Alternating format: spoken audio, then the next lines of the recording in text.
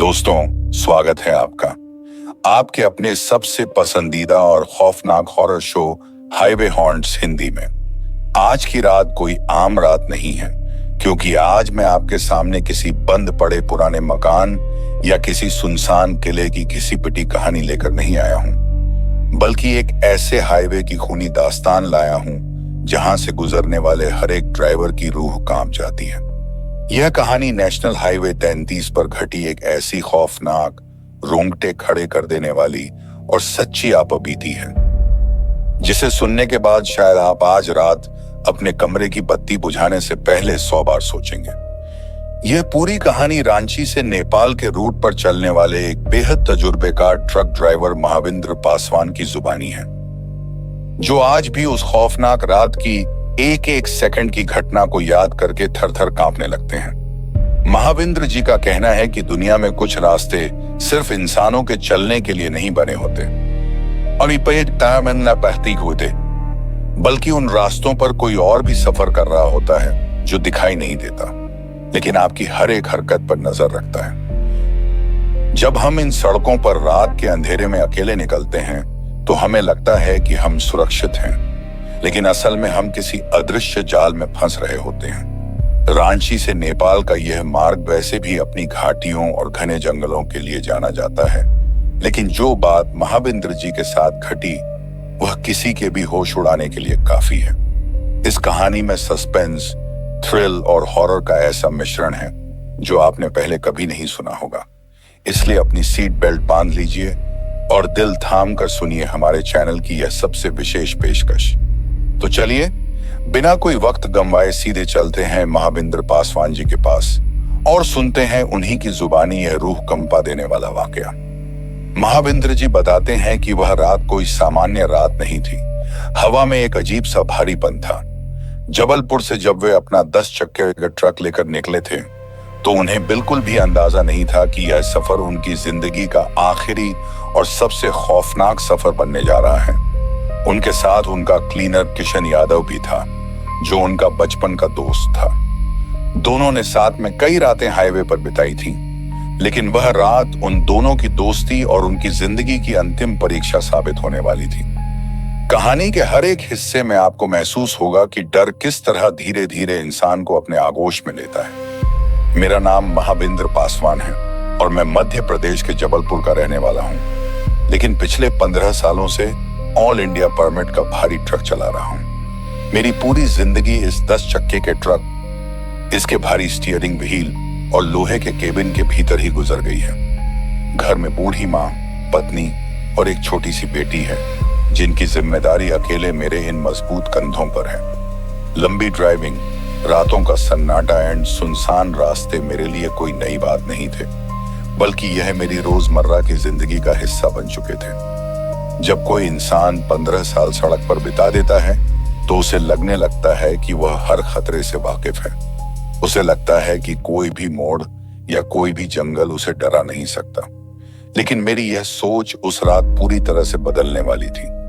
मेरे साथ मेरा सबसे पक्का जिगरी दोस्त और क्लीनर किशन यादव हमेशा रहता था। किशन मुझसे उम्र में थोड़ा छोटा था, लेकिन हमारी दोस्ती बिल्कुल सगे भाइयों जैसी थी। हम दोनों जब केबिन में बैठते थे तो लंबा से लंबा सफर भी हंसी मजाक, पुराने गानों और पुरानी यादों के सहारे कब कट जाता था, हमें खुद भी पता नहीं चलता था। किशन एक बहुत ही जिंदा दिल लड़का था। उसे गाड़ियों की तकनीकी समझ भी बहुत अच्छी थी, इसलिए जब भी ट्रक में कोई खराबी आती वह पलक झपकते ही उसे ठीक कर देता था। हम दोनों ने मिलकर देश के कोने कोने में माल पहुंचाया था, चाहे वो कश्मीर की बर्फीली वादियां हों या राजस्थान के तपने वाले रेगिस्तान। लेकिन नेशनल हाईवे 33 पर जो होने वाला था, उसके लिए हम दोनों में से कोई भी तैयार नहीं था। वह रास्ता देखने में जितना शांत लगता है, रात के समय उसके भीतर उतना ही गहरा और खूंखार अंधेरा छिपा होता है। जबलपुर से निकलने के बाद हमने रांची के एक बड़े गोदाम से माल उठाया था। उस दिन मौसम बहुत अजीब था। दिन भर कड़ाके की धूप थी, लेकिन जैसे ही शाम ढली, आसमान में काले बादलों का डेरा जम गया और एक अजीब सी ठंडी हवा चलने लगी। किशन ने मुझसे कहा भी था, महाविंद्र भाई, आज का मौसम कुछ ठीक नहीं लग रहा है। ऐसा लग रहा मानो कोई बड़ा तूफान आने वाला है। मैंने उसकी बात को हमेशा की तरह हंसकर टाल दिया और कहा, अरे किशन, हम तो ट्रक वाले हैं, हमारे लिए मौसम क्या और तूफान क्या, हमें तो बस अपना माल वक्त पर पहुंचाना है। लेकिन मुझे क्या पता था कि वह तूफान मौसम का नहीं गमाए, बल्कि मेरी जिंदगी को तबाह करने वाले एक अदृश्य साए का था जो हमारा इंतजार कर रहा था। यह बात साल 2026 की एक बेहद ठंडी और धुंधली रात की है। मैं रांची के उस बड़े इंडस्ट्रियल गोदाम में अपना ट्रक खड़ा करके आराम कर रहा था और सोच रहा था कि सुबह तड़के गाड़ी निकालेंगे। तभी अचानक रात के करीब 10:30 बजे मेरे ट्रांसपोर्ट मालिक का फोन आता है। अचानक कमरे में रखे मोबाइल फोन की तीखी घंटी बजने की आवाज गूंज उठी। ट्रिंग ट्रिंग ट्रिंग ट्रिंग। मालिक की आवाज में एक अजीब सी घबराहट और जल्दबाजी साफ महसूस हो रही थी। उन्होंने फोन उठाते ही बिना कोई औपचारिक बात किए सीधे कहा, महाविंद्र, जहां भी हो तुरंत ट्रक लेकर गोदाम के मेन गेट पर आओ। एक बहुत ही अर्जेंट और वीआईपी माल आया है जिसे हर हाल में कल सुबह सूरज निकलने से पहले नेपाल बॉर्डर के पार पहुंचाना है। पार्टी बहुत बड़ी है और उन्होंने हमें डबल एडवांस पेमेंट सीधे बैंक अकाउंट में ट्रांसफर कर दी है। लेकिन उनकी एक ही सख्त शर्त है कि डिलीवरी में 1 मिनट की भी देरी बर्दाश्त नहीं की जाएगी। अगर तुम यह काम वक्त पर कर देते हो तो इस महीने का तुम्हारा बोनस पक्का समझो। मालिक की बात सुनकर मैं एक पल के लिए सोच में पड़ गया। रांची से नेपाल का रास्ता कोई आसान रास्ता नहीं था। हमें इस खासकर रात के समय तैमारा घाटी और चुटुपाली घाटी जैसे खतरनाक मोड़ पड़ता था जहां अक्सर हादसे होते रहते थे और रात में वहां लूटपाट का भी डर रहता था। लेकिन उस वक्त मेरी बेटी की स्कूल की सालाना फीस जमा करनी थी और माँ के इलाज के लिए मुझे पैसों की सख्त जरूरत थी। मैंने सोचा कि अगर यह डबल एडवांस और बोनस मिल जाता है तो मेरे घर की सारी परेशानियां कुछ महीनों के लिए खत्म हो जाएंगी। मैंने बिना एक पल गंवाए तुरंत मालिक को हाँ कह दी। मैंने किशन को जगाया जो केबिन के पीछे वाली सीट पर सो रहा था। किशन ने अपनी आंखें मलते हुए कहा, क्या हुआ भाई, इतनी रात को कहां जाने की तैयारी है? मैंने उसे पूरी बात बताई तो पैसों का नाम सुनकर वह भी तुरंत तैयार हो गया। हम दोनों तुरंत गोदाम के मेन शेड की तरफ बढ़े। वहां का नजारा देखकर मैं हैरान रह गया। वहां पहले से ही करीब 2 दर्जन मजदूर माल लोड करने के लिए तैयार खड़े थे। चारों तरफ लोहे के औजारों के टकराने की खटखट और मजदूरों के पैर पटकने की आवाजें आ रही थी। ऐसा लग रहा था मानो कोई बहुत बड़ा मिलिट्री ऑपरेशन चल रहा हो। माल की पेटियां बहुत भारी थीं और उन पर अजीब से सील लगे हुए थे। मुझे यह देखने का वक्त नहीं था कि उन पेटियों के अंदर क्या है। मेरा ध्यान सिर्फ अपने काम पर था। देखते ही देखते करीब 1.5 घंटे के भीतर पूरा ट्रक भारी पेटियों और बोरियों से खचाखच भर दिया गया। गोदाम में मजदूरों के जोर जोर से चिल्लाने और भारी लोहे के बक्सों के ट्रक में गिरने की भारी आवाजें आ रही थीं। धप धप खड़खड़। ट्रक का सस्पेंशन वजन के मारे नीचे दब गया था। मैंने और किशन ने ट्रक के ऊपर चढ़कर मोटे तिरपाल को भारी रस्सियों से चारों तरफ से खींचकर इतनी मजबूती से बांधा ताकि नेपाल के खतरनाक पहाड़ी रास्तों और घुमावदार मोड़ों पर एक भी पेटी हिल न सके। माल लोड होने के बाद ट्रांसपोर्ट मालिक ने मुझे डिलीवरी के सारे जरूरी कागजात सौंपे। उनके हाथ कांप रहे थे और वे बार बार पीछे मुड़कर देख रहे थे जैसे कोई उनका पीछा कर रहा हो। उन्होंने मेरे कंधे पर हाथ रखा और बहुत ही धीमी आवाज में दोहराया, महाविंद्र, रास्ता बहुत संकरा और सुनसान है। गाड़ी संभाल कर चलाना और रास्ते में कहीं भी फालतू वक्त मत गंवाना। किसी अनजान इंसान के लिए गाड़ी मत रोकना और चाहे जो हो जाए सुबह 6 बजे से पहले गाड़ी बॉर्डर पार होनी चाहिए। मैंने मालिक को आश्वस्त किया, आप चिंता मत कीजिए मालिक। महाविंद्र, पासवान की गाड़ी हवा से बातें करती है, वक्त से पहले माल पहुंच जाएगा। रात के ठीक 12 बजे बज रहे थे जब मैंने ट्रक के इग्निशन में चाबी घुमाई। तभी ट्रक के भारी 6 सिलेंडर डीजल इंजन की जोरदार गड़गड़ाहट और स्टार्ट होने की आवाज गूंज उठी। ब्रूम ब्रूम भग भग। गाड़ी के साइलेंसर से निकला गाढ़ा काला धुआं गोदाम की मध्यम लाइटों में तैरने लगा। किशन फटाक से क्लीनर साइड का दरवाजा खोलकर अंदर बैठा, दरवाजा बंद किया और बोला, चलो महाविंद्र भाई, आज की रात लंबी होने वाली है। बजरंगबली का नाम लो और बढ़ाओ गाड़ी। मैंने क्लच दबाया, पहला गियर डाला और हमारा 10 चक्के का भारी ट्रक रांची शहर की सीमा लांघकर नेशनल हाईवे 33 की तरफ बढ़ चला। शुरू में रोड के दोनों तरफ कुछ दुकानें, पेट्रोल पंप और ढाबे नजर आ रहे थे, लेकिन जैसे जैसे हम शहर से दूर होते गए, आबादी पूरी तरह से पीछे छूटती गई। अब चारों तरफ सिर्फ घने जंगलों का काला साया और पहाड़ों की खामोशी फैली हुई थी। हाईवे पर सन्नाटा बढ़ता जा रहा था। हवा की गति भी तेज हो चुकी थी और वह ट्रक के केबिन के शीशों से टकराकर एक सीटी जैसी पैनी आवाज निकाल रही थी। किशन ने केबिन की लाइट बंद कर दी ताकि मुझे सामने का रास्ता साफ दिखाई दे। हेडलाइट्स की रोशनी हाईवे की सफेद पट्टियों पर पड़ रही थी और ऐसा लग रहा था मानो हम किसी अनंत अंधेरे कुएं के अंदर जा रहे हों। किशन ने रेडियो ऑन करने की कोशिश की, लेकिन रेडियो से सिर्फ एक अजीब सी खरखराहट की आवाज आ रही थी। कोई स्टेशन नहीं पकड़ रहा था। उसने तंग आकर रेडियो बंद कर दिया और खुद ही कोई धुन गुनगुनाने लगा। मुझे रह रहकर मालिक की वह घबराई हुई आवाज याद आ रही थी। आखिर इस माल में ऐसा क्या था जो इतनी जल्दबाजी थी? लेकिन एक ड्राइवर का काम सवाल पूछना नहीं, आने आने का नहीं, गाड़ी चलाना होता है। यही सोचकर मैंने अपनी पूरी तवज्जो सड़क पर लगा दी। जैसे जैसे हमारा ट्रक आगे बढ़ रहा था, रास्ता और भी ज्यादा संकरा होता जा रहा था। नेशनल हाईवे 33 का यह हिस्सा अपनी खतरनाक घाटियों के लिए बदनाम है। सड़क के एक तरफ ऊंचे ऊंचे काले पहाड़ थे तो दूसरी तरफ गहरी खाई जिसके नीचे घने जंगलों का अंधेरा पसरा हुआ था। अगर गाड़ी का एक भी टायर सड़क से नीचे उतरा तो बचने की कोई गुंजाइश नहीं थी। मैं बहुत ही एहतियात के साथ स्टीयरिंग संभाल रहा था। किशन भी अब चुप हो चुका था और बाहर देख रहा था। हवा इतनी ठंडी हो चुकी थी कि केबिन के भीतर भी हीटर चालू करना पड़ा। तभी अचानक मुझे लगा कि हेडलाइट्स की रोशनी में सामने सड़क पर कोई परछाई सी हिली है। मैंने तुरंत ब्रेक पर पैर रखा, लेकिन जब गाड़ी पास पहुंची तो वहां कुछ नहीं था। सिर्फ एक पुराना पेड़ था जिसकी सूखी टहनियां सड़क की तरफ झुकी हुई थी। किशन ने मेरी तरफ देखा और पूछा, क्या हुआ महाविंद्र भाई, गाड़ी क्यों धीमी की?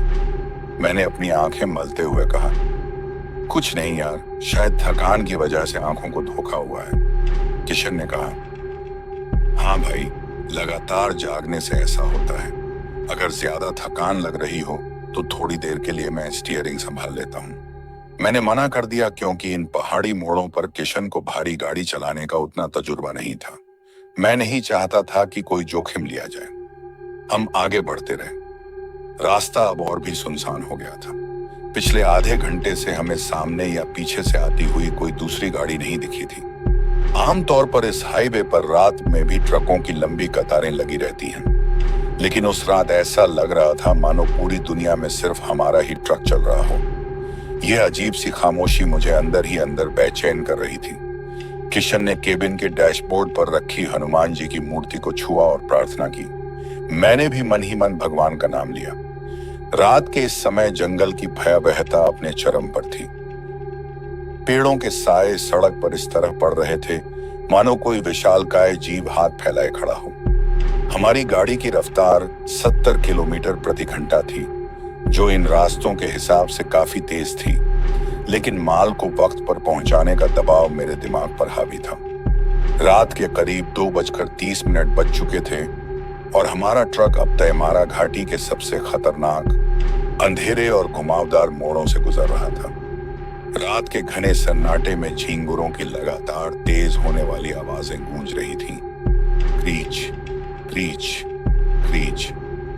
लगातार कई घंटों से स्टीयरिंग थामे रहने की वजह से मेरी आंखें अब भारी होने लगी थीं और पीठ में एक असहनीय दर्द उठ रहा था। सिर में एक अजीब सी टीस उठ रही थी जो नींद की कमी का साफ इशारा थी। केबिन के भीतर की हवा भी भारी लगने लगी थी। मैंने थकी हुई आवाज में किशन से कहा, यार किशन, सुबह से लगातार गाड़ी चला रहा हूं, अब दिमाग सुन्न होने लगा है। इस घाटी के पार जैसे ही कोई थोड़ी चौड़ी जगह मिले वहां गाड़ी रोकते हैं। वहां 10 मिनट के लिए गाड़ी रोक लेते हैं, थोड़ा हाथ पैर सीधे कर लेंगे, एक एक सिगरेट पिएंगे और फिर बिना रुके सीधा नेपाल बॉर्डर पर ही दम लेंगे। किशन ने भी तुरंत हामी में सिर हिला दिया, क्योंकि उसकी भी आंखें नींद से मुंद रही थीं और वह बार बार जम्हाई ले रहा था। उसने कहा, हाँ भाई, यहाँ रुकना ही ठीक रहेगा। थोड़ा चाय वाय का इंतजाम तो नहीं है, पर सिगरेट से ही काम चला लेंगे। वैसे भी इस मोड़ के आगे एक बहुत पुराना कुआं और खुला मैदान आता है, वहां गाड़ी आसानी से खड़ी हो जाएगी। मैंने हेडलाइट्स की रोशनी में उस जगह को ढूंढना शुरू किया। घाटी का यह हिस्सा बहुत ही डरावना लग रहा था। पहाड़ों से रिसता हुआ पानी सड़क पर बह रहा था, जिससे टायरों के फिसलने का खतरा भी था। मैंने गियर बदला और गाड़ी की रफ्तार थोड़ी धीमी की। मेरा ध्यान सड़क के बाईं तरफ था, यहाँ पाना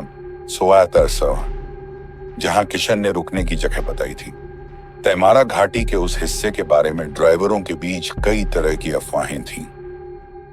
लोग कहते थे कि रात के तीसरे पहर यहाँ कुछ ऐसी चीजें देखी जाती हैं जो इंसानी समझ से परे हैं। कई ड्राइवरों ने दावा किया था कि उन्हें सड़क पर कोई रोती हुई औरत दिखी या किसी अदृश्य ताकत ने उनकी गाड़ी का स्टीयरिंग खींच लिया।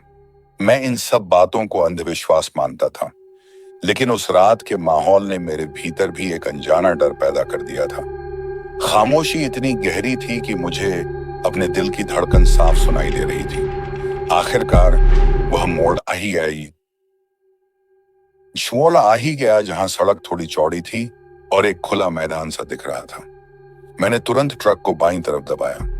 तभी ट्रक के भारी हाइड्रोलिक ब्रेक लगाने की तेज चीखने वाली आवाज गूंजी। कीचड़ और गाड़ी धीरे होकर रुक गई। मैंने पूरी ताकत से ब्रेक पैडल दबाया। हमारा 10 चक्के का भारी ट्रक एक लंबी चीख के साथ सड़क के किनारे कच्ची मिट्टी में जाकर रुक गया। गाड़ी के रुकते ही एक जोरदार झटका लगा और केबिन में रखा सारा सामान हिल गया। मैंने चाबी घुमाकर इंजन को बंद नहीं किया,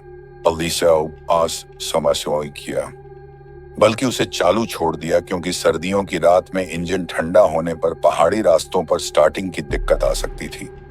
ट्रक के रुकते ही चारों तरफ एक ऐसा डरावना और भारी सन्नाटा पसर गया जो किसी श्मशान से कम नहीं था। दूर दूर तक न तो कोई दूसरी गाड़ी चलती हुई दिखाई दे रही थी और न ही किसी इंसान के होने का कोई नामो निशान था। हवा इतनी बर्फीली और ठंडी थी कि जैसे ही हमने पैर नीचे रखे, हमारे बदन में एक सिहरन दौड़ गई। ऐसा लग रहा था मानो किसी ने हमें बर्फ के चैम्बर में डाल दिया हो। मैंने अपनी जैकेट के बटन बंद किए और केबिन से नीचे उतरा। पैर जमीन पर पड़ते ही सूखी मिट्टी और पत्तों के कुचलने की आवाज हुई। किशन भी दूसरी तरफ से नीचे उतर आया था। उसने अपनी कमर को सीधा करते हुए एक लंबी सांस ली और कहा, ओफ महाविंद्र भाई, सच में कमर के 2 टुकड़े हो गए थे। इस केबिन की सीट भी अब बदलने वाली हो गई है। मैंने हंसते हुए कहा, बोनस मिलने दे, सबसे पहले सीट ही बदलवाऊंगा। तभी रात के अंधेरे में हवा का एक तेज झोंका आया जो ट्रक के तिरपाल को हिलाने लगा और उससे फड़फड़ाने की आवाज आने लगी। फड़ फड़ फड़। हम दोनों ट्रक के सामने आकर खड़े हो गए। हेडलाइट्स की पीली रोशनी अभी भी चालू थी, जो सामने के घने जंगल के एक हिस्से को रोशन कर रही थी। रोशनी के उस दायरे से बाहर सिर्फ और सिर्फ घना स्याह अंधेरा था, जिसे भेद पाना नामुमकिन था। जंगल से अजीब अजीब सी आवाजें आ रही थीं, कभी किसी सूखी लकड़ी के टूटने की, तो कभी किसी रात के पंछी के पंख फड़फड़ाने की। लेकिन उन आवाजों के बीच भी एक बुनियादी खामोशी थी जो डरा रही थी। किशन ने अपनी पैंट की जेब में हाथ डाला और सिगरेट का पैकेट निकालने लगा। उस वक्त हम दोनों को बस थोड़ा सा आराम चाहिए था, ताकि हम अगले 4 से 5 घंटे बिना रुके ड्राइविंग कर सकें। लेकिन हमें यह नहीं मालूम था कि यह 10 मिनट का आराम हमारी जिंदगी का सबसे बड़ा पछतावा बनने जा रहा था। तभी माचिस की तीली जलने की हल्की सी आवाज आई और फिर लाइटर की खटखट आवाज गूंजी। सिगरेट के सुलगने और धुएं की लंबी फूंक मारने की आवाज आई।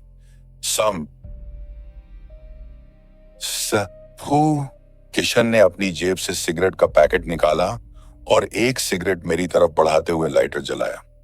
लाइटर की छोटी सी पीली लौ में किशन का चेहरा एक पल के लिए चमका। उसकी आंखों के नीचे काले घेरे साफ दिख रहे थे। बाहें। वह भी बहुत थका हुआ था। मैंने सिगरेट सुलगाई और एक लंबा कश खींचा। धुएं की गर्म फूंक ने अंदर की ठंडक को थोड़ा कम किया। हम दोनों ट्रक के भारी लोहे के बम्पर के पास खड़े होकर धुआं उड़ाने लगे और शांत खड़े रहे।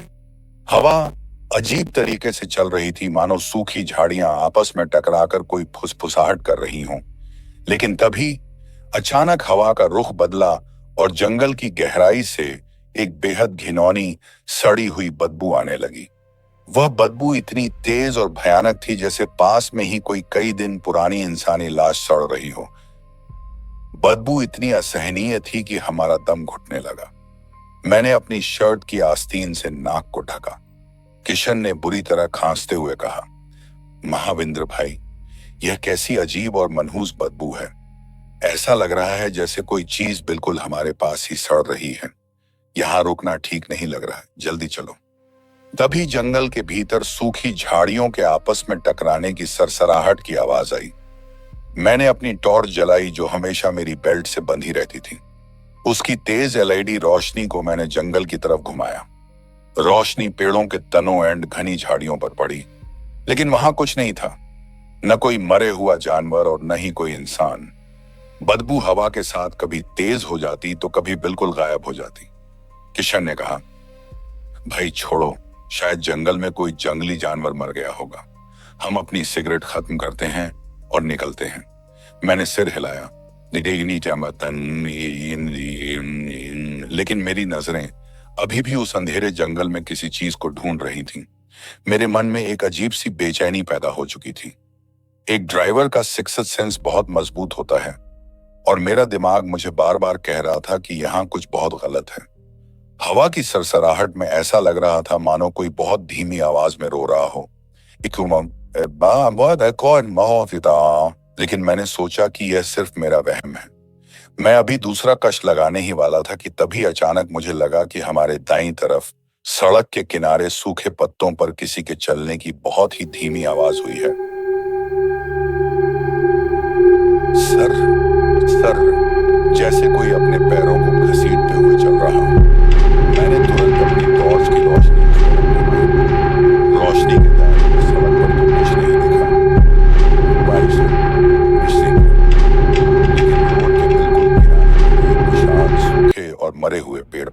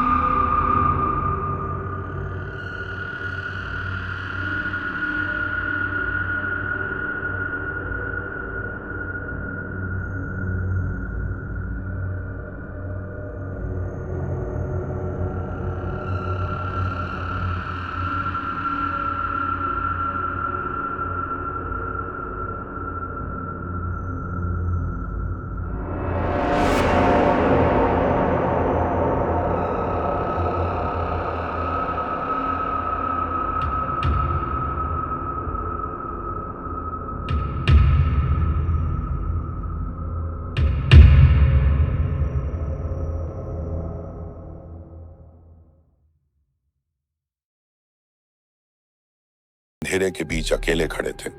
घोर अंधेरे में माचिस की तीली जलने की आवाज आई। सर्र। हेडलाइट्स के बंद होते ही ऐसा लगा मानो किसी ने हमारी आंखों पर काली पट्टी बांध दी हो। जंगल का वह सन्नाटा अब हमारे कानों में गूंजने लगा था। मैंने घबराकर अपने हाथ की टॉर्च को देखा, उसका बटन दबाया, लेकिन वह भी काम नहीं कर रही थी।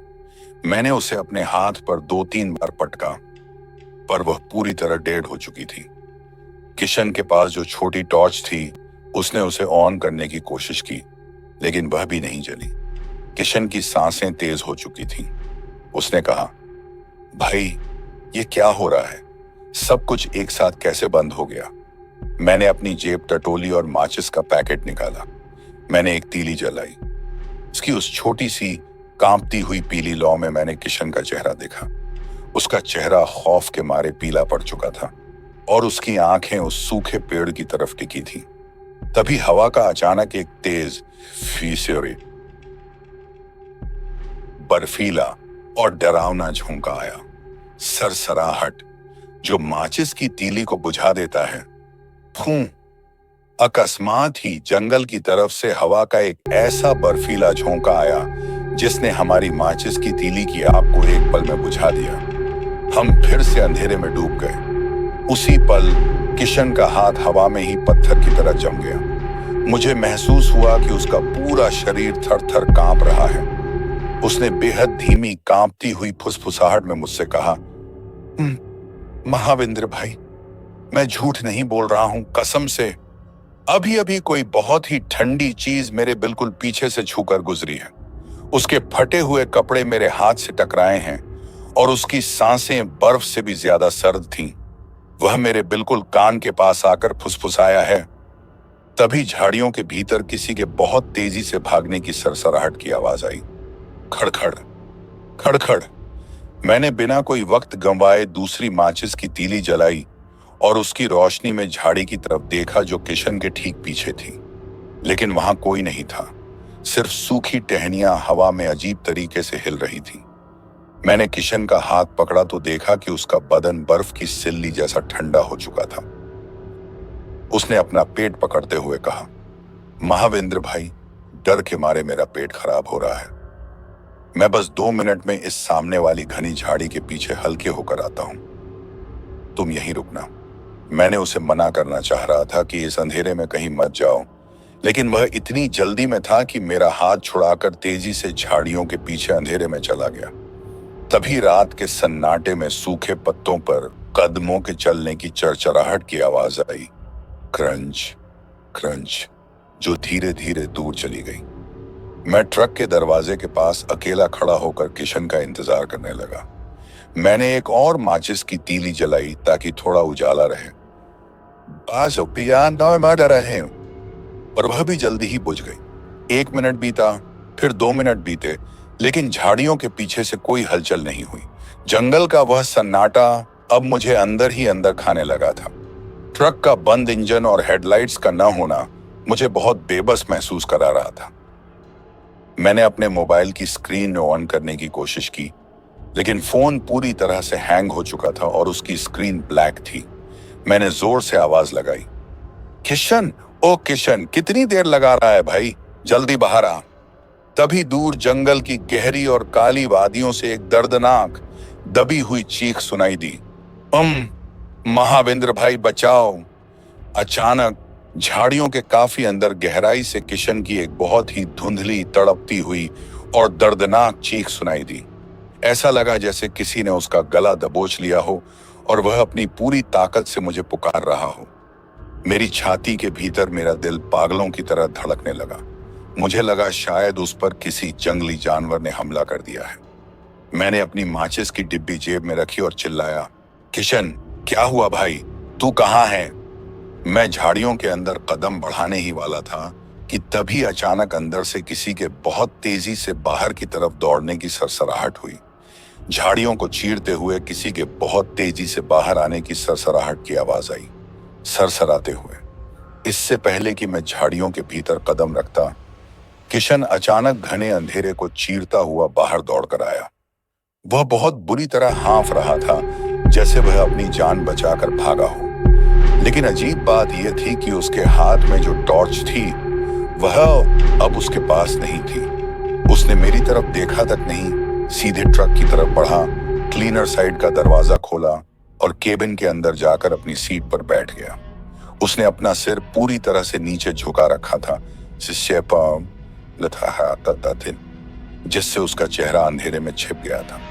मैंने राहत की एक लंबी सांस ली और कहा, अबे साले, डरा ही दिया था तूने तो।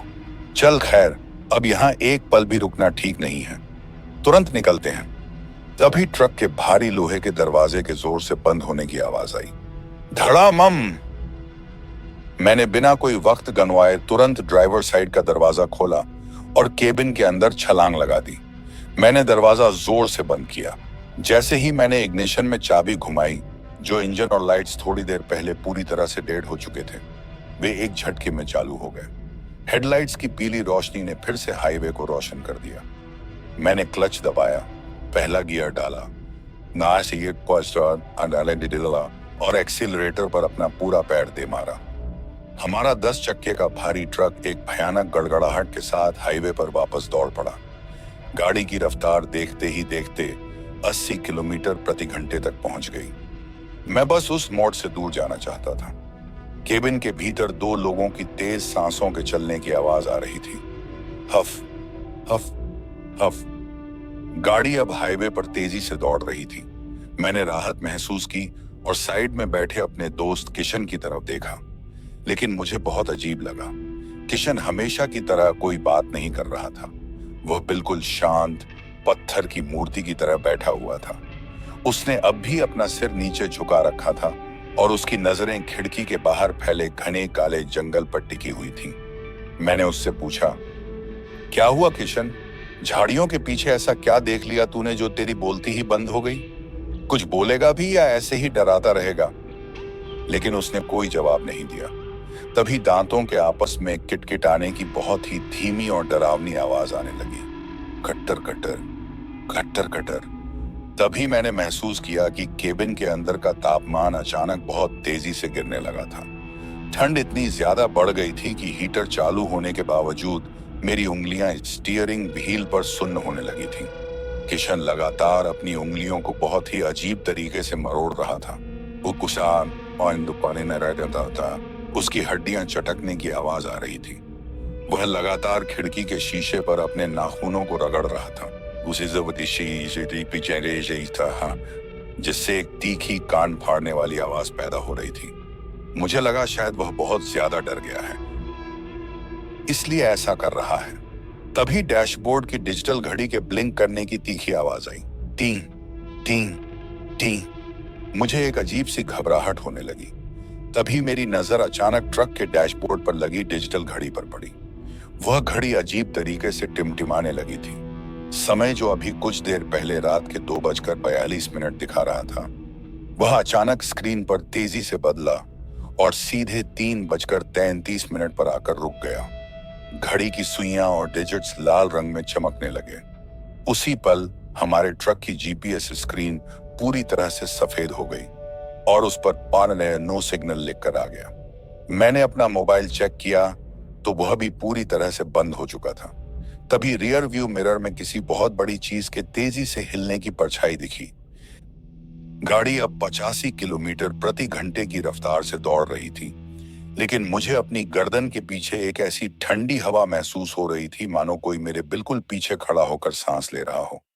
मैंने घबराकर अपने दाईं तरफ के बड़े साइड मिरर में देखा ताकि मैं आश्वस्त हो सकूं कि पीछे सब ठीक है। पहले तो मुझे सिर्फ हाईवे की लंबी काली सड़क दिखाई दी, लेकिन अगले ही पल जो मैंने देखा उसने मेरी सांसें रोक दी। ट्रक के ठीक पीछे बैकलाइट की लाल रोशनी में एक भयानक विशालकाय काली परछाई दौड़ती हुई दिखाई दे रही थी। तभी किसी भारी चीज के जमीन पर बहुत तेजी से घिसटने और तैरने की सरसराहट की आवाज आई। सर्र, सर्र, सर्र। वह साया किसी भी मायने में इंसान जैसा नहीं था। उसकी लंबाई लगभग 8 से 9 फीट रही होगी। उसके दोनों हाथ उसके घुटनों से भी नीचे लटक रहे थे। सबसे खौफनाक बात यह थी कि वह 85 की स्पीड से दौड़ रहे ट्रक के पीछे बिना पैरों के जमीन से कुछ इंच ऊपर तैरते हुए असंभव रफ्तार से हमारे करीब आ रही थी। वह साया हमारे ट्रक की दूरी को लगातार कम कर रहा था और केबिन के पिछले हिस्से की तरफ बढ़ रहा था। तभी ट्रक के भारी लोहे के केबिन की छत पर एक जोरदार भयानक और दिल दहला देने वाला धमाका हुआ। धड़ामम! मैंने खौफ के मारे अपनी दोनों आंखें बंद की और एक्सीलरेटर को पूरी ताकत से फर्श तक दबा दिया। ट्रक 95 की स्पीड पार कर रहा था। तभी एक ऐसा जोरदार धमाका हुआ मानो कोई बहुत भारी लोहे का गोला सीधे हमारे ट्रक की छत पर आ गिरा हो। केबिन के ऊपर की मजबूत लोहे की चादर एक झटके में अंदर की तरफ पिचक गई। गाड़ी पूरी तरह से हाईवे पर लहरा गई। क्या है कि काटी, लेकिन मैंने स्टीयरिंग को मजबूती से थामे रखा। छत पर से किसी चीज के चलने की आवाज आने लगी। तभी छत के पिचके हुए लोहे पर नुकीले और भारी पंजों के घिसटने की तीखी आवाज गूंजी। चर्र चर्र स्क्रैच। लोहे पर पंजों की रगड़ से निकलने वाली आवाज इतनी भयानक थी कि मेरे कान फटने लगे। ऐसा लग रहा था कि कोई विशालकाय शैतान हमारी छत को फाड़कर अंदर घुसना चाहता हो। मैं डर के मारे पागलों की तरह कांपने लगा। मैंने चिल्लाते हुए साइड में बैठे किशन से कहा, किशन, देख भाई ऊपर क्या है, कोई बहुत भयानक चीज हमारे ट्रक की छत पर आकर बैठ गई है। लेकिन किशन ने मेरी बात का कोई जवाब नहीं दिया। वह वैसे ही बेजान बैठा रहा। तभी किशन के गले की गहराई से एक बहुत ही भारी, अमानवीय और अजीब घुरघुराहट की आवाज आई। घुर घुर। जब किशन की तरफ से कोई हरकत नहीं हुई तो मेरा डर गुस्से में बदल गया। मैंने चिल्लाते हुए उसका कंधा पकड़ा। मैंने उसका कंधा पकड़ने के लिए अपना हाथ बढ़ाया और उसका सिर अपनी तरफ घुमाया। लेकिन जैसे ही हेडलाइट्स की हल्की रोशनी उसके चेहरे पर पड़ी, मेरे हलक से एक चीख निकल गई और मेरा पूरा शरीर सुन्न हो गया। किशन का चेहरा बिल्कुल बेजान और सड़ने लगा था। उसकी आंखें पूरी तरह से खुली थीं। खोदी थी नहीं, लेकिन उनके भीतर कोई पुतली नहीं थी। वे पूरी तरह से सफेद और खाली थी। मैं पूरी तरह डर गया और चिल्लाया, अरे बाप रे, यह क्या है? मैं चिल्लाया, किशन, तेरी आंखों को क्या हुआ है? तू कौन है? तभी मुझे उस शापित बोर्ड की चेतावनी याद आई, वरना वो तुम्हारा रूप ले लेगा।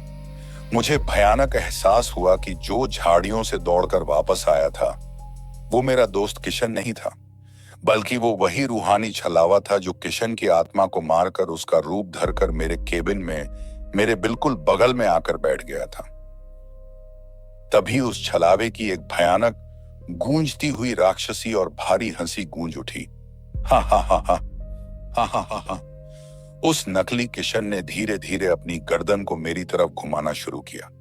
उसकी गर्दन से हड्डियों के टूटने की एक भयानक कड़कड़ाहट की आवाज आई और उसका सिर पूरा एक 180 डिग्री घूमकर उसकी पीठ की तरफ आ गया। उसने एक ऐसी आवाज में बात की जो किसी मरे हुए इंसान की गहराई से आ रही थी। तुम्हारा दोस्त किशन तो कब का तड़प कर मर चुका है पासवान, अब तुम्हारी बारी है। तभी ट्रक के अचानक अनियंत्रित होकर सड़क पर फिसलने और टायर जलने की घिसटने वाली आवाज आई। चुंकक घिस। उस भयानक नजारे को देखकर मेरा अपने हाथ पैरों पर से नियंत्रण पूरी तरह खो गया। मैंने पूरी ताकत से ब्रेक पैडल पर अपना पैर दे मारा। हमारा भारी ट्रक हाईवे पर बुरी तरह घूम गया। गाड़ी सड़क के किनारे एक पुराने जंग लगे लोहे के बोर्ड से टकराकर एक जोरदार झटके के साथ रुक गई। हेडलाइट की रोशनी सीधे उस बोर्ड पर पड़ी जिस पर खून जैसे अक्षरों में लिखा था, रामपुर।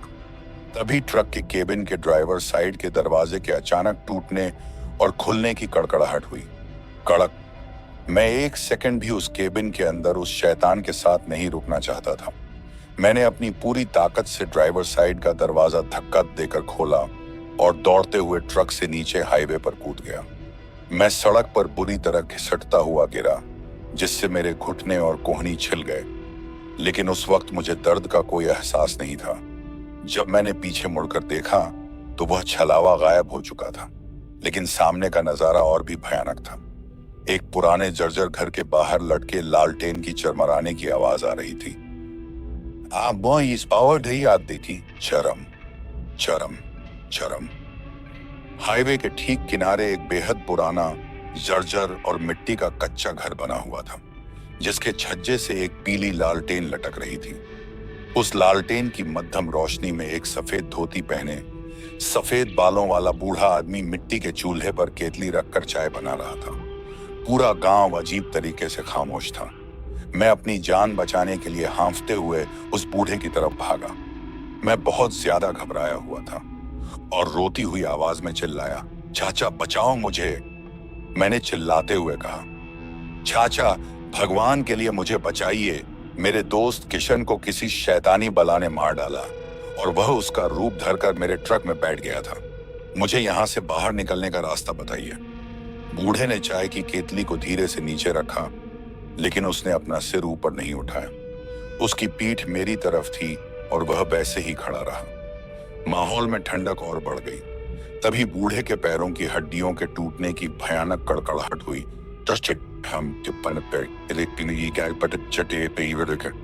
उस बूढ़े ने बेहद ठंडी, भारी और गूंजती हुई आवाज में कहा, तुम रामपुर आ गए हो महाविंद्र पासवान, और रामपुर की सीमा के भीतर जो एक बार आ जाता है वह यहां से कभी जिंदा वापस नहीं लौट पाता। मैंने उस सूखे पेड़ पर लकड़ी का बोर्ड लगाकर तुम जैसे ड्राइवरों को पहले ही मना किया था कि यहां रात के समय मत रुकना। तभी मेरी नजर अचानक नीचे उसके पैरों पर पड़ी। मेरी सांस पूरी तरह से फूल चुकी थी। हफ हफ। लालटेन की पीली रोशनी में साफ दिख रहा था कि उस बूढ़े चाचा के दोनों पैर बिल्कुल उल्टे थे। उसकी एड़ियां आगे की तरफ निकली हुई थीं और पैरों की उंगलियां पीछे की तरफ मुड़ी हुई थीं।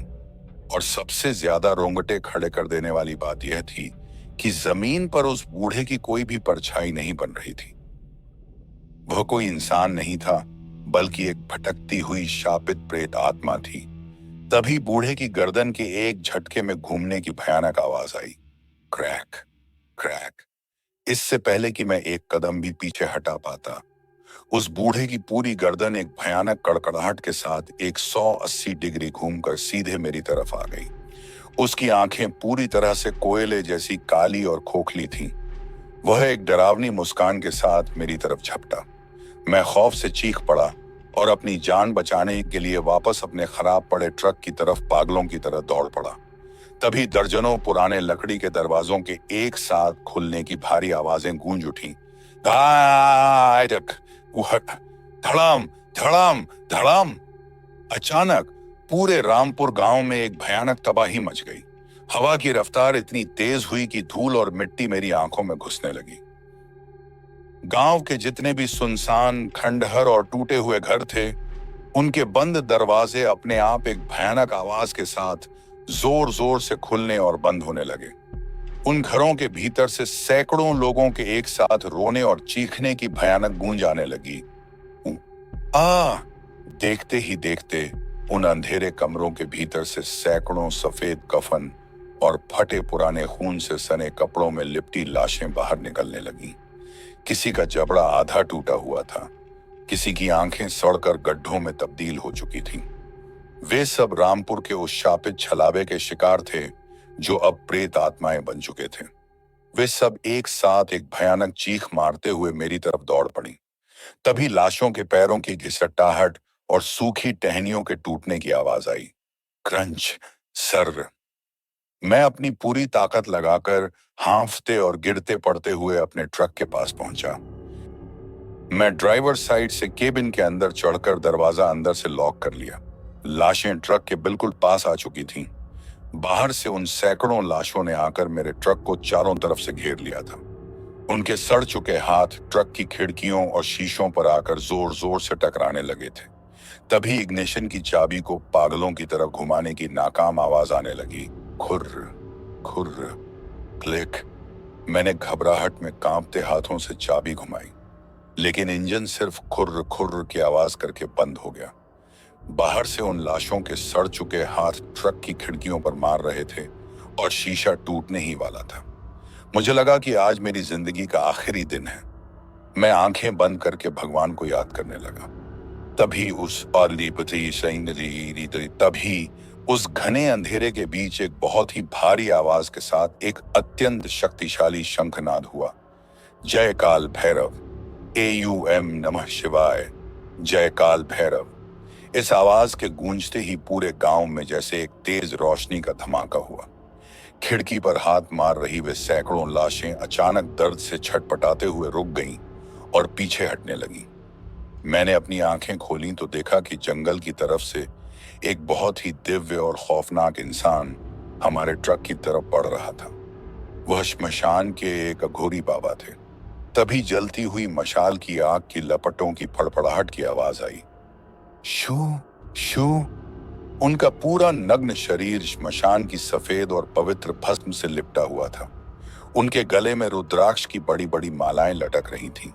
उनके दाहिने हाथ में एक बहुत बड़ी ऐसी जलती हुई मशाल थी और बाएं हाथ में एक भारी पुराना लोहे का त्रिशूल था। उन्होंने गांव के बीचों बीच आकर अपने उस भारी त्रिशूल को पूरी ताकत से सड़क की कंक्रीट पर पटका। त्रिशूल के जमीन पर पूरी ताकत से टकराने की भारी और गूंजती हुई आवाज आई। ठाक! एक जोरदार धमाका हुआ। उस धमाके के होते ही रामपुर की वे सैकड़ों प्रेत आत्माएं और वह उल्टा पैर वाला बूढ़ा दर्द से चीखते हुए वापस अपने अंधेरे खंडहर कमरों में भाग गए। बाबा धीरे धीरे चलकर मेरे ट्रक के बोनट के पास आए।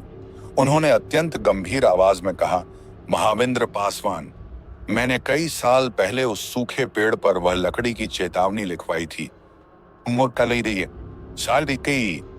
पर तुमने उसे मजाक समझा।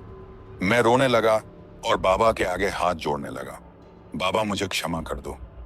मैंने तुरंत केबिन का दरवाजा खोला और बाबा के पैरों में गिर पड़ा। मैंने रोते हुए कहा, बाबा, मुझसे बहुत बड़ी भूल हो गई। उस भयानक बला ने मेरे दोस्त किशन को मार डाला और वह उसका रूप धरकर मेरे ही बगल में बैठ गया था। कृपा करके मेरी जान बचाइए। बाबा ने जंगल की उन काली वादियों की तरफ देखते हुए गहरी सांस ली। तभी हवा की धीमी साएं साएं आवाज गूंजने लगी। बाबा बोले, पासवान, तुम जिस बला को उस सूखे पेड़ के पास से अपने साथ ले आए हो, वह कोई साधारण भूत नहीं है। वह इस हाईवे का सबसे प्राचीन और शक्तिशाली छलावा है। वह इंसानों का रूप धरकर उनकी रूह को तड़पाता है। बाबा ने अपने पुराने चमड़े के झोले के भीतर अपना हाथ डाला और श्मशान की सिद्ध की हुई पवित्र भस्म निकाली। तभी झोले से भस्म निकालने और बोनट पर रगड़ने की आवाज आई। घिस घिस। उन्होंने उस भस्म को मेरे ट्रक के बोनट पर पूरी ताकत से रगड़ते हुए एक रक्षा चक्र बना दिया। बाबा ने मुझसे कहा, मैं अपनी तांत्रिक शक्तियों से इस छलावे को सिर्फ आज की रात के लिए रोक रहा हूं। अब तुम बिना एक सेकंड भी गंवाए तुरंत इस केबिन के अंदर बैठो। इस भस्म के प्रभाव से तुम्हारा ट्रक स्टार्ट हो जाएगा, लेकिन मेरी एक बात याद रखना। तभी अघोरी बाबा की सख्त और अंतिम चेतावनी की भारी आवाज गूंजी। बाबा ने कहा, यहां से निकलने के बाद आसनु रास्ते में चाहे जो कुछ भी दिखे, यहां तक कि तुम्हारा मरा हुआ दोस्त किशन भी तुम्हें पीछे से आवाज दे, तुम भूल कर भी पीछे मुड़कर नहीं देखोगे और न ही गाड़ी रोकोगे। मैंने बाबा के पैर छुए और तुरंत भागकर ड्राइवर सीट पर बैठ गया। मैंने चाबी घुमाई और इंजन एक जोरदार गड़गड़ाहट के साथ पहली ही बार में स्टार्ट हो गया। ब्रूमम! मैंने गियर डाला, क्लच छोड़ा और ट्रक को रामपुर गांव की उस शापित सीमा से बाहर निकाल लाया। मेरा मन बार बार कर रहा था कि मैं साइड मिरर में देखूं, लेकिन मुझे बाबा की सख्त चेतावनी याद थी। मैंने सीधा सामने हाईवे की खाली सड़क पर अपनी नजरें टिका दी। मैंने ट्रक की रफ्तार को 100 किलोमीटर प्रति घंटे तक पहुंचा दिया। गाड़ी पूरी ताकत से दौड़ रही थी। और ट्रक की रफ्तार बढ़ने और हवा को चीरने की तेज आवाज आने लगी। झुमू! रास्ते में घने जंगल के बीच कई बार मुझे ऐसा लगा कि सड़क के किनारे मेरा दोस्त किशन लहूलुहान हालत में खड़ा होकर मुझे पुकार रहा है, महाविंद्र भाई, मुझे छोड़कर मत जाओ। लेकिन मैंने अपने आंसुओं को पोंछा और गाड़ी नहीं रोकी। लगभग 40 मिनट की उस सांस रोक देने वाली ड्राइविंग के बाद अचानक वह घना जंगल खत्म हो गया। तभी घड़ी के वापस सामान्य टिक टिक करने की आवाज आई। हम एक बड़े चालू हाईवे पर आ गए जहां अन्य गाड़ियां भी चल रही थीं। उसी पल डैशबोर्ड की डिजिटल घड़ी ने वापस सही समय दिखाना शुरू कर दिया और मोबाइल पर नेटवर्क वापस आ गया। मैं उस नर्क से सुरक्षित बाहर आ चुका था, लेकिन मेरी जिंदगी हमेशा के लिए बदल चुकी थी। मैंने सुबह होते होते माल को नेपाल बॉर्डर पर पहुंचा दिया। तभी महाविंद्र की एक बहुत लंबी, दर्द भरी और थकी हुई सांस निकली। उफ! मेरा दोस्त किशन हमेशा के लिए उस शापित हाईवे 33 की झाड़ियों में खो चुका था। पुलिस ने उस घने जंगल में कई दिनों तक सर्च ऑपरेशन चलाया, लेकिन किशन की न तो कोई लाश मिली और न ही उसका कोई सुराग। इस घटना के 2 दिन बाद जब मैं अपने ट्रक को लेकर वापस जबलपुर आया और उसे धुलवाने के लिए ले गया, तो वहां के क्लीनर ने मुझे आवाज दी। तभी सर्विस सेंटर पर पानी के हाई प्रेशर पंप की तेज बौछार की आवाज आने लगी। शश! वह लड़का ट्रक के ऊपर चढ़ा था और पानी मारते मारते अचानक चिल्लाया, महाविंद्र भाई, जरा जल्दी से ऊपर आकर देखो, तुम्हारे ट्रक की छत पर यह क्या अजीब चीज बनी हुई है। मेरा दिल एक बार फिर जोर से धड़कने लगा। मैं सीढ़ी के सहारे धीरे धीरे ट्रक की छत पर चढ़ा। वहां का नजारा देखकर मेरा गला सूख गया। तभी लोहे की सीढ़ी पर महाविंद्र के भारी कदमों की आवाज आई। टप टप। छत का जो हिस्सा अंदर की तरफ पिचक गया था, वहां जमी हुई धूल के बीच 2 बेहद विशालकाय और नुकीले पंजों के गहरे निशान साफ बने हुए थे। वे निशान किसी भी इंसान या जानवर के नहीं हो सकते थे। वे उसी प्राचीन छलावे के थे जो उस रात हमारे ट्रक की छत पर कूदा था। मैं चुपचाप नीचे उतरा और घर आ गया। तभी बैकग्राउंड में सस्पेंस और हॉरर म्यूजिक का अचानक बहुत तेज होने का एहसास हुआ। मैंने सोचा कि अब मैं सुरक्षित हूं और वह कहानी वहीं खत्म हो गई है। लेकिन मेरे दोस्तों, उस कहानी का सबसे भयानक और रोंगटे खड़े कर देने वाला क्लाइमैक्स अभी आना बाकी था। उस घटना ने मेरी रातों की नींद हमेशा के लिए छीन ली। उसी रात मैं अपने कमरे में अपनी पत्नी और बेटी के बीच सोया हुआ था। मेरा मोबाइल फोन पूरी तरह से स्विच ऑफ था। तभी एक पूरी तरह से बंद पड़े मोबाइल फोन के अचानक वाइब्रेट करने की डरावनी आवाज आई। बज बज। अचानक रात के ठीक 3:33 बजे वह बंद पड़ा फोन बिना किसी वजह के जोर जोर से वाइब्रेट करने लगा। उसकी पूरी स्क्रीन से एक अजीब सी नीली रोशनी निकलने लगी, जिससे मेरा पूरा कमरा भर गया। मेरी आंख खुल गई। मैंने कांपते हुए पैर नीचे रखे और फोन के पास गया। स्क्रीन पर कोई नंबर या नाम नहीं था। तभी फोन के स्पीकर से निकलने वाली एक बहुत ही भारी, सड़ी हुई और गूंजती हुई आवाज आई। जैसे ही मैंने डरते हुए स्क्रीन को छुआ, फोन के स्पीकर में से एक आवाज गूंजी। वह आवाज उसी छलावे की थी।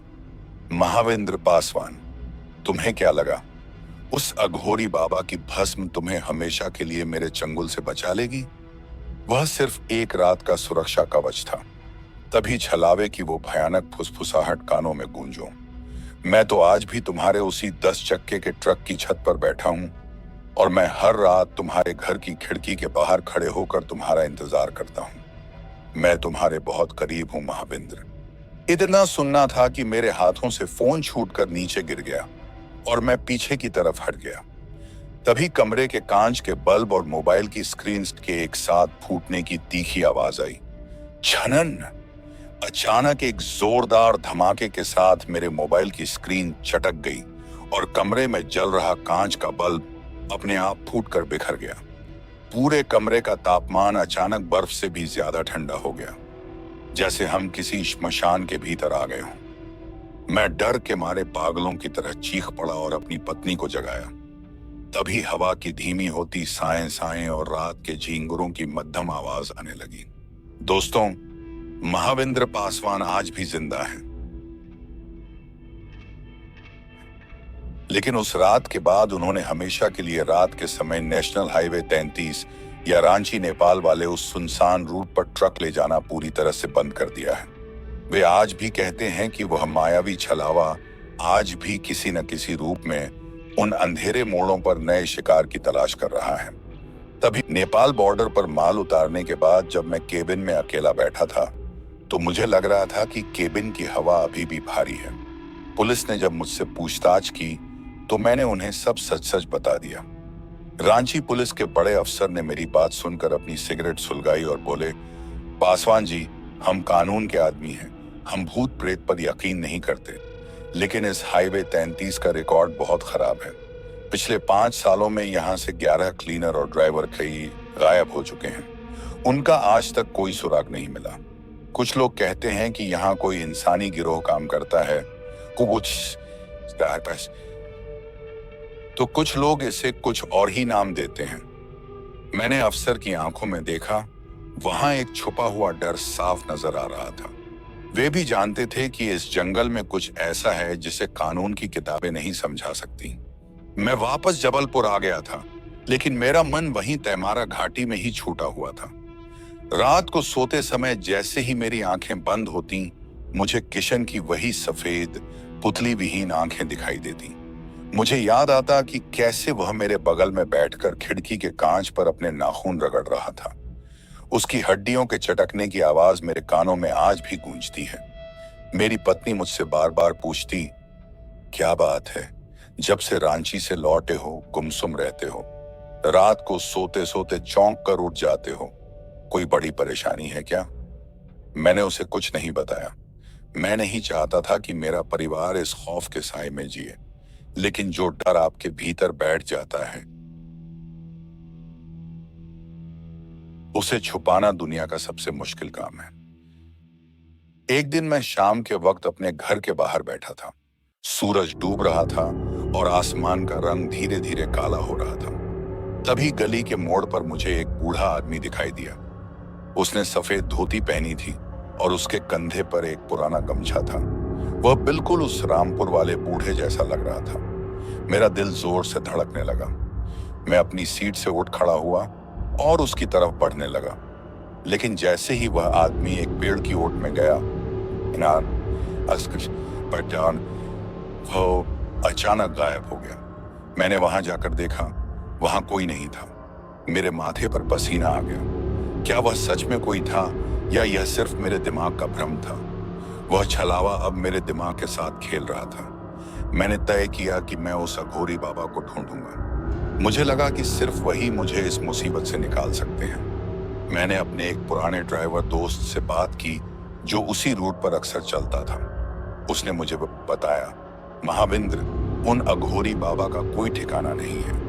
वे श्मशान में रहते हैं और तभी प्रकट होते हैं जब कोई बहुत बड़ी मुसीबत में हो। कुछ लोग उन्हें काल भैरव का दूत भी कहते हैं। अगर वे तुम्हें मिले थे तो समझो तुम्हारी किस्मत अच्छी थी, वरना रामपुर से कोई वापस नहीं आता। उसकी बात सुनकर मेरी उम्मीदें और टूट गईं। मैं एक अदृश्य दुश्मन के सामने बिल्कुल अकेला खड़ा था, जो किसी भी वक्त मुझ पर झपट सकता था। रात के ठीक 3 बजे थे। पूरा घर गहरी नींद में सोया हुआ था। तभी अचानक मेरे कमरे की खिड़की का कांच जोर से खटखटाने लगा, जैसे कोई बाहर से अपने नाखूनों से उसे कुरेद रहा हो। मैंने डरते डरते कंबल से अपना मुंह निकाला और खिड़की की तरफ देखा। बाहर घोर अंधेरा था, लेकिन उस अंधेरे के बीच मुझे 2 सफेद आंखें चमकती हुई दिखाई दी। वे आंखें हूबहू किशन की आंखों जैसी थीं। मैं चीखना चाहता था, लेकिन मेरी आवाज मेरे गले में ही फंस गई। तभी खिड़की के पास से किसी के बहुत ही धीमी आवाज में फुसफुसाने की आवाज आई, महाविंद्र, महाविंद्र, दरवाजा खोलो भाई, बाहर बहुत ठंड है। वह आवाज किशन की थी, लेकिन उसमें एक अजीब सी भारीपन और सड़न थी। मैं पूरी रात जागता रहा, अपने हाथ में हनुमान चालीसा की किताब दबाए हुए। सुबह जब सूरज की पहली किरण मेरे कमरे में आई, तब जाकर मेरी जान में जान आई। मैंने खिड़की के पास जाकर देखा। खिड़की के कांच पर बाहर से किसी के हाथ के निशान बने हुए थे। वे निशान बहुत बड़े थे और उनकी उंगलियां इंसानी उंगलियों से कहीं ज्यादा लंबी थीं। धूल के ऊपर पंजों के स्क्रैच साफ दिखाई दे रहे थे। अब मुझे यकीन हो चुका था कि वह छलावा सिर्फ उस हाईवे तक सीमित नहीं था। वह मेरे घर तक पहुंच चुका था। वह धीरे धीरे मेरे करीब आ रहा था और मुझे अपना शिकार बनाने की तैयारी कर रहा था। मैंने अपना ट्रक चलाने का काम कुछ दिनों के लिए छोड़ दिया, घर पर रहने लगा। लेकिन पैसों की तंगी फिर से बढ़ने लगी। मालिक का दोबारा फोन आया। महाविंद्र, तुम हमारे सबसे अच्छे ड्राइवर हो। तुम्हारे बिना कई गाड़ियां खड़ी हैं। उस रात जो हुआ उसे भूल जाओ। हम तुम्हें नया रूट देते हैं। तुम इस बार मुंबई वाले रूट पर चले जाओ, वहां कोई जंगल नहीं है। मैंने सोचा कि शायद रूट बदलने से वह साया मेरा पीछा छोड़ देगा। मैंने हामी भर दी। 2 दिन बाद मैं मुंबई के लिए रवाना हुआ। हाईवे चौड़ा था, चारों तरफ गाड़ियां थीं। मुझे लगा कि मैं सुरक्षित हूं, लेकिन मैं गलत था। मुंबई हाईवे पर रात के करीब 2 बजे थे। मैं एक बड़े टोल प्लाजा के पास पहुंचा। मैंने टोल टैक्स देने के लिए गाड़ी रोकी और जैसे ही पैसे देने के लिए खिड़की से हाथ बाहर निकाला, टोल केबिन के अंदर बैठे आदमी ने मेरी तरफ देखा। उसकी आंखें पूरी तरह से सफेद थीं, उनमें कोई पुतली नहीं थी। उसने एक डरावनी मुस्कान के साथ मेरी तरफ देखा और बोला, रूट बदलने से क्या होता है पासवान? ट्रक तो वही है ना?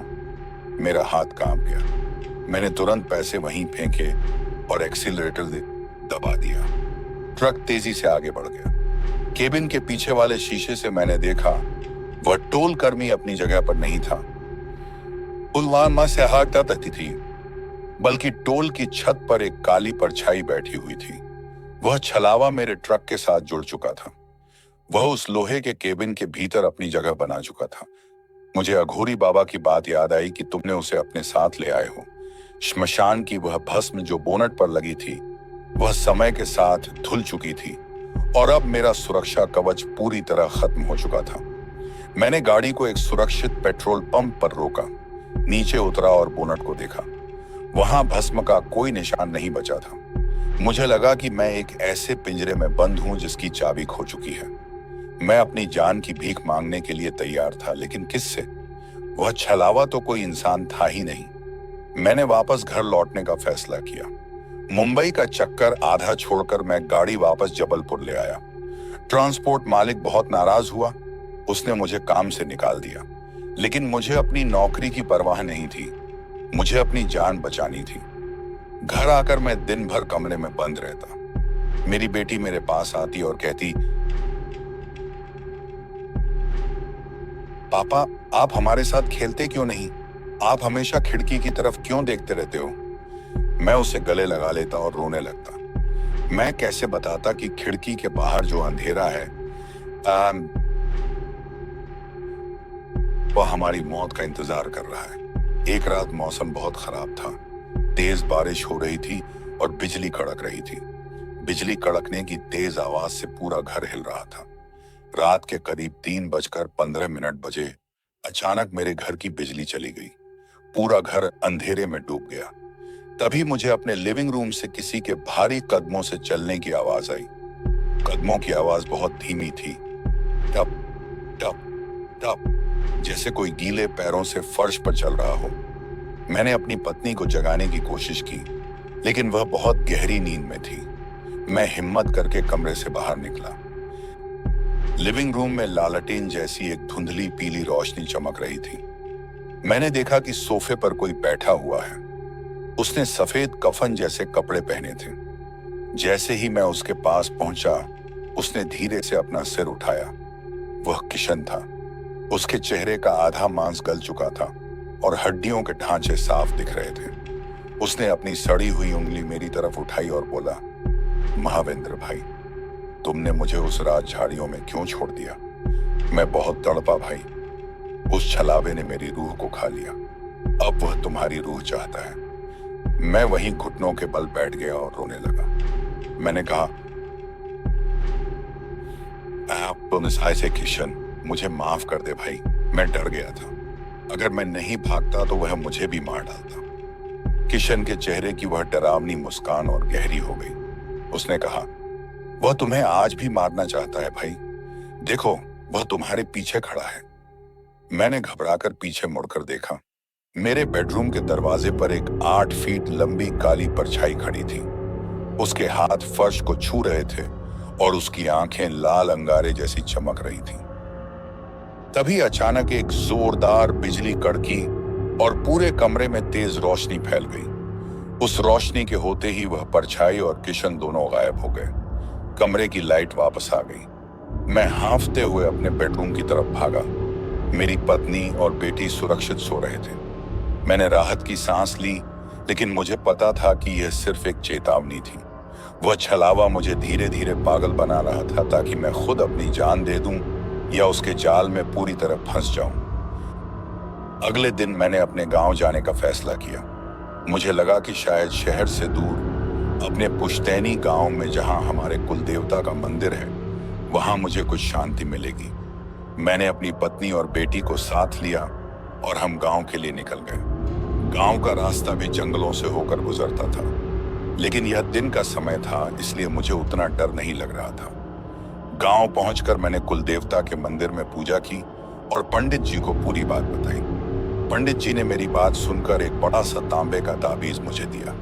पंडित जी ने कहा, महाविंद्र, यह ताबीज हमारे मंदिर की सिद्ध की हुई भस्म और मंत्रों से बना है। इसे अपने गले से कभी अलग मत करना।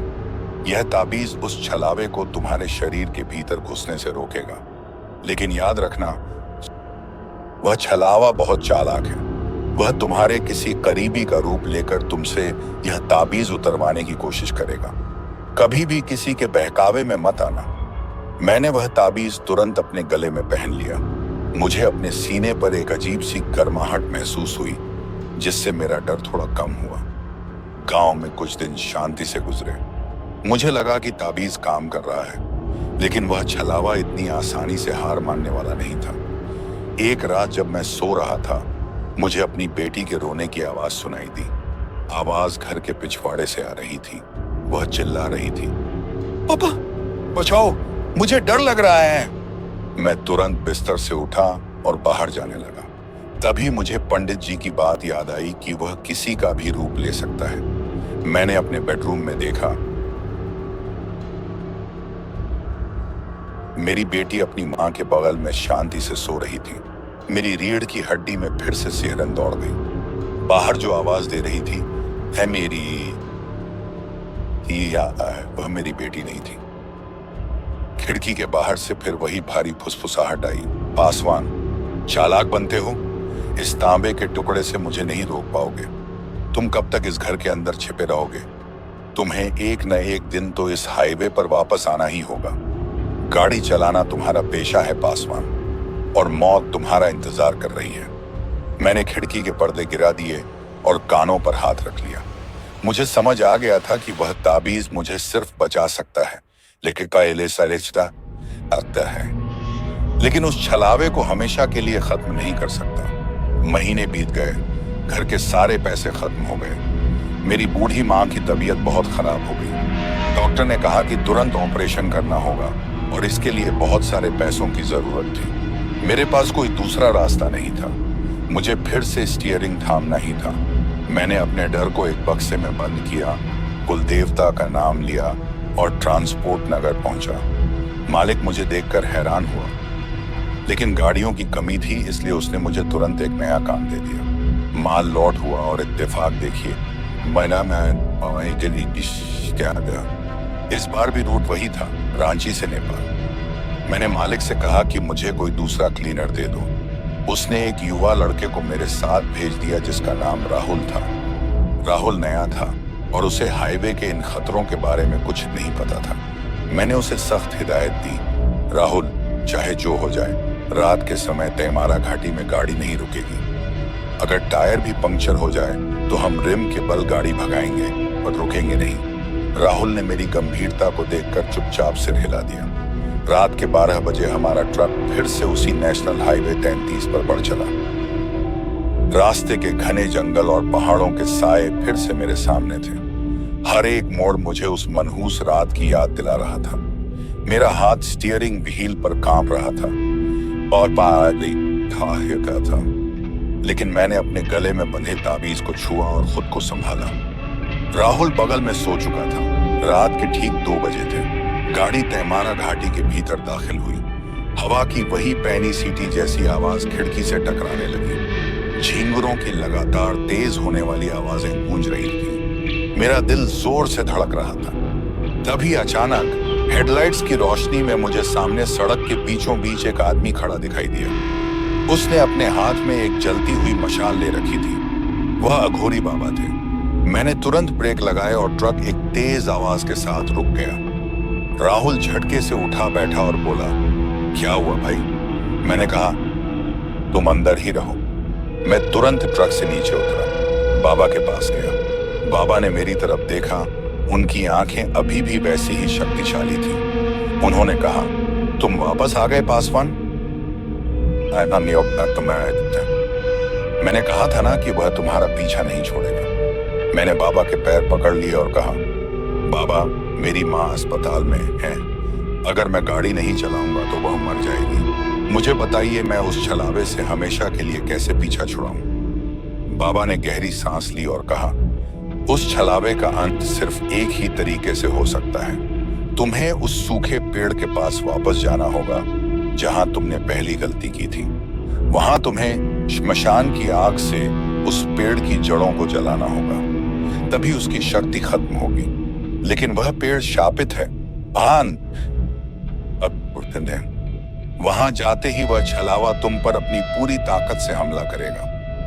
बाबा ने अपने झोले से एक छोटी सी शीशी निकाली जिसमें एक काला लिक्विड भरा था। उन्होंने कहा, यह श्मशान की जलती चिता का तेल है। इसे उस पेड़ की जड़ों पर डालना और आग लगा देना। अगर तुम सूर्योदय से पहले यह करने में कामयाब रहे तो वह छलावा हमेशा के लिए भस्म हो जाएगा। लेकिन अगर तुम हार गए तो तुम भी रामपुर के उन प्रेतों में शामिल हो जाओगे।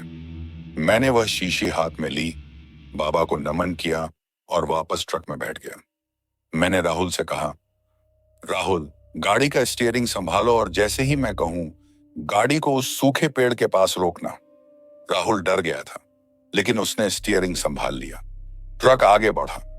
कुछ ही मिनटों में वह शापित मोड़ हमारे सामने था। वह सूखा पेड़ अंधेरे में एक राक्षस की तरह खड़ा था। उस पर लगा हुआ वह लकड़ी का बोर्ड अभी भी जइयां ही जंग लगी कीलों से लटका हुआ था। मैंने राहुल से कहा, गाड़ी रोको और इंजन चालू रखना। अगर कुछ भी गलत हो तो तुम गाड़ी लेकर सीधे भाग जाना। मेरे लिए मत रुकना। मैं ट्रक से नीचे उतरा। हवा अचानक एक भयानक तूफान में बदल गई। सूखे पत्तों के उड़ने और पेड़ों की टहनियों के आपस में टकराने की जोरदार कड़कड़ाहट होने लगी। जैसे ही मैंने उस सूखे पेड़ की तरफ कदम बढ़ाए, मुझे लगा कि कोई अदृश्य ताकत मुझे पीछे की तरफ खींच रही है। हवा इतनी ठंडी हो चुकी थी कि मेरी सांसें जमने लगी थीं। तभी पेड़ के पीछे से वही 8 फीट लंबी काली परछाई बाहर निकली। उसकी लाल आंखें खौफनाक तरीके से चमक रही थीं। उसने एक भयानक अमानवीय आवाज में चिल्लाकर कहा, पासवान, तुम्हारी ये हिम्मत! तुम मेरा अंत करने आए हो। मैं तुम्हारी रूह के टुकड़े टुकड़े कर दूंगा। उस परछाई ने हवा में अपने लंबे हाथ लहराए और मेरी तरफ बढ़ी।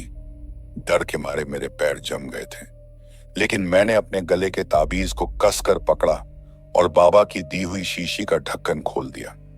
मैं पूरी ताकत से पेड़ की जड़ों की तरफ भागा। उस छलावे ने मेरे ऊपर हमला किया। मुझे ऐसा लगा मानो किसी ने मेरे सीने पर एक भारी पत्थर मार दिया हो। मैं सड़क पर दूर जाकर गिरा और मेरे मुंह से खून निकल आया। गले का ताबीज जोर से चमकने लगा, जिसने मुझे उस छलावे के सीधे जानलेवा वार से बचा लिया था। मैंने हिम्मत नहीं हारी।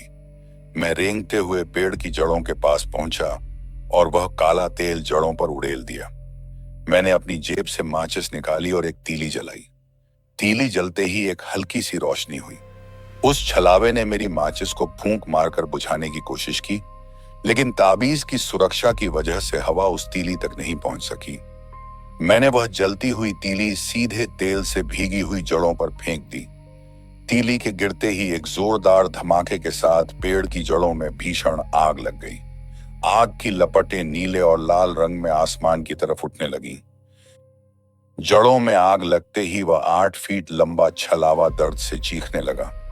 उसकी चीख इतनी भयानक और कान फाड़ने वाली थी कि पूरे जंगल में उसकी गूंज फैल गई। रामपुर गांव के खंडहरों से भी प्रेतों के रोने और चिल्लाने की आवाजें आने लगी। वह पेड़ धीरे धीरे आग की लपटों में घिरने लगा। उस छलावे का शरीर भी आग की लपटों के साथ धुएं में बदलने लगा। उसने आखिरी बार मेरी तरफ देखा और उसकी आंखें गायब हो गईं। सूर्योदय की पहली किरण पहाड़ों के पीछे से निकलने लगी थी। जैसे ही धूप उस मरे हुए पेड़ पर पड़ी, वह पूरी तरह से राख में बदल चुका था। वह शापित लकड़ी का बोर्ड भी जलकर खाक हो चुका था। हवा का वो भारीपन और सड़ी हुई बदबू एक पल में गायब हो गई। जंगल में सुबह की ताजी हवा चलने लगी और चिड़ियों के चहकने की आवाजें आने लगी। मैं वहीं सड़क पर लेट गया। मेरी आंखों से आंसू बह रहे थे। मैंने उस छलावे को हमेशा के लिए खत्म कर दिया था। राहुल दौड़ता हुआ मेरे पास आया और उसने मुझे उठाया। वह पूरी तरह कांप रहा था। हमने तुरंत ट्रक निकाला और वहां से चले गए। मेरी माँ का ऑपरेशन सफल रहा और वे अब पूरी तरह ठीक हैं। मैंने हमेशा के लिए ट्रक ड्राइविंग का काम छोड़ दिया है और अब जबलपुर में ही एक छोटी सी दुकान चलाता हूँ। लेकिन आज भी जब कोई ड्राइवर नेशनल हाईवे 33 से गुजरता है तो वह उस मोड़ पर कभी नहीं रुकता। तो मेरे प्यारे दोस्तों, हाईवे हॉन्ट्स हिंदी की आज की यह सबसे विशाल और खौफनाक महादास्तान यहीं खत्म होती है। महाविंद्र पासवान जी की इस आपबीती से हमें यही सीख मिलती है कि हाईवे पर लिखी हर चेतावनी कोई मजाक नहीं होती और कुछ शक्तियों से दूर रहना ही इंसान की भलाई है। अगर इस कहानी ने आपके रोंगटे खड़े कर दिए हों तो वीडियो को लाइक करें और हमारे चैनल को सब्सक्राइब करना न भूलें। कमेंट सेक्शन में अपना नाम जरूर लिखें ताकि हम अगली वीडियो में आपका नाम अनाउंस कर सकें। मिलते हैं अगले किसी डरावने सफर पर। तब तक के लिए सावधान रहें, सुरक्षित रहें और अलविदा।